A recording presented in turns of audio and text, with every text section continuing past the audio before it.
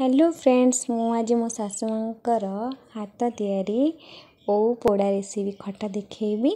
ओऊ को भला भाव में पोड़िकी धोईकी आलू भाया सीझी देखिकी पूरा आलू जमी सीझे सेमती सीझेदेवे। पीस पीस साइज कर काटिदेवे। काटिला गोटे कढ़ई ने कढ़ई पकईदेवे। गैस लगे लुण पकईदेवे जहाँफल कि सीझा जिनसटा को भलसे लुणटा अब्जर्व कर। कलर लंका गुंड पकईदेवे। टे घाटी देवा। तापर आम बो घाटे चीनी टे पकईदे। चीनी तुम खटा अनुसार चीनीटा स्वाद अनुसार पकई पारे। पकईला गोलेदेवा।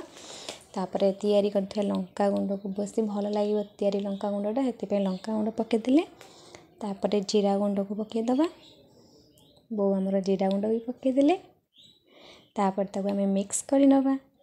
देखो टे पानी भाया बाहर बिल्कुल पानी नुह से चीनी जो पड़ी से बाहर भल से मिक्स करदे। हाँ ये खटाटा को आप खरारे दबे। खरा देला आप खाई पारे। वर्षे 6 मास रही पार।